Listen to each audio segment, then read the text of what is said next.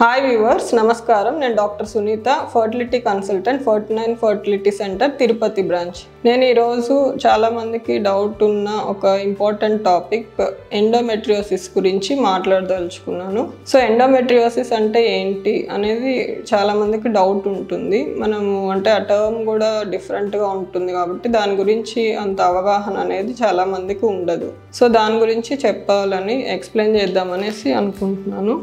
So జనరల్గా ఏంటంటే లేడీస్లో ఇట్లా గర్భసంచి ఉంటుంది, ట్యూబ్స్ ఉంటాయి, ఓవరీస్ ఉంటాయి.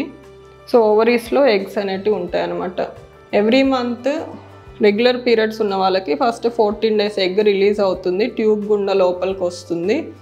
అదే టైంలో స్పర్మ్స్ వచ్చినప్పుడు ప్రెగ్నెన్సీ అయితే ప్రెగ్నెన్సీ వస్తుంది, లేదంటే ఆ 14 days నెక్స్ట్ 14 days యూట్రస్లో లైనింగ్ అనేది ఒకటి డెవలప్ అవుతుంది.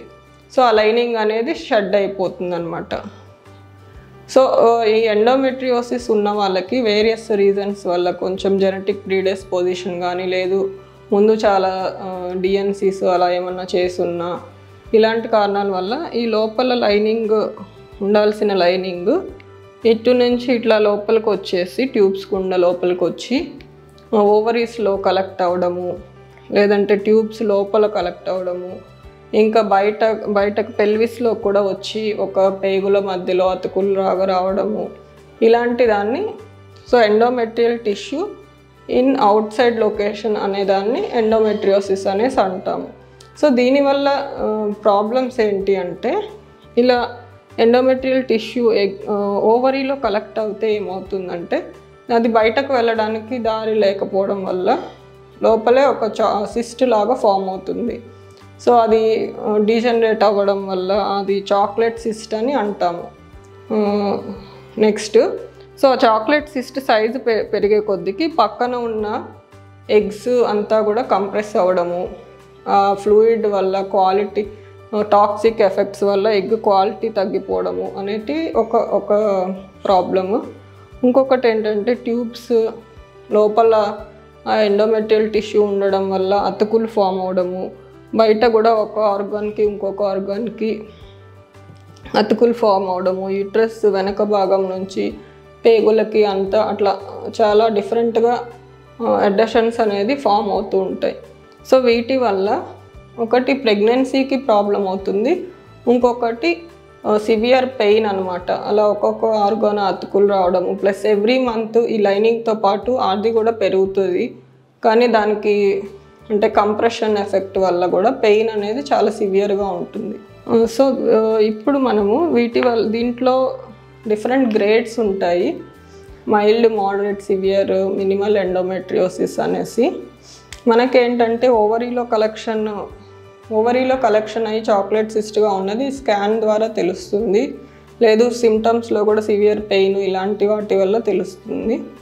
అలా కాకుండా పిల్లలు లేకుండా ఇన్ఫర్టిలిటీ ఎవాల్యుయేషన్లో కూడా మనము డయాగ్నోస్టిక్ ల్యాప్రోస్కోపీ అలా చేసినప్పుడు ట్యూబ్స్కి ఓవరీస్కి మధ్యలో అట్లా డిఫరెంట్ ఆర్గాన్స్ మధ్యలో అతుకులు ఉండడము, ఇలాంటివి మనం చూస్తామన్నమాట ల్యాప్రోస్కోపీ ద్వారా.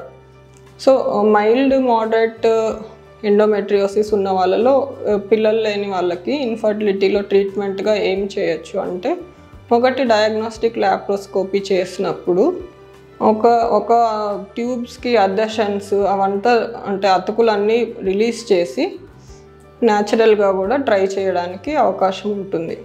అది యంగ్ ఏజ్లో అయితే. లేదు చాక్లెట్ సిస్ట్ ఉంది, చాలా పెద్దగా ఉంది, ఏజ్ కూడా 30-35 అబోవ్ ఉంది, అట్లా ఉంటే కనుక డైరెక్ట్గా ఐవీఎఫ్కి వెళ్ళడం అనేది బెస్ట్ ఆప్షన్. అది ప్లస్ కంప్లీట్ క్యూర్ అనేది ఎక్కువగా మనం చూడము.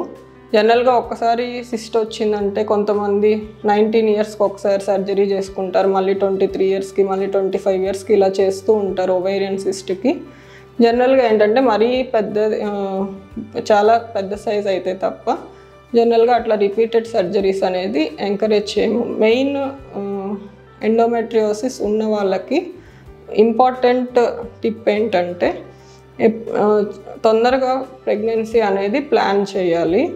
ఎందుకంటే ఎగ్ క్వాలిటీ కానీ నెక్స్ట్ న్యాచురల్గా మైల్డ్ మోడరేట్ కేసెస్లో న్యాచురల్గా ప్రెగ్నెన్సీ వచ్చే అవకాశం కానీ, లేదు ఐవీఎఫ్లో కూడా egg quality, success rate, embryo పెట్టినప్పుడు గర్భసంచిలో ఇంప్లాంటేషన్ రేటు, ఇవన్నీ కూడా ఎండోమెట్రియోసిస్ సివియారిటీని బట్టి తగ్గుతూ వస్తాయి అన్నమాట. సో న్యాచురల్గా ఎండోమెట్రియోసిస్ ఉన్న వాళ్ళు ప్రెగ్నెన్సీ అనేది తొందరగా ప్లాన్ చేయడం అనేది బెస్ట్ అనమాట. సో హోప్ ఇన్ఫర్మేషన్ అనేది మీకు యూస్ఫుల్గా ఉందనుకుంటున్నాను. Thank you.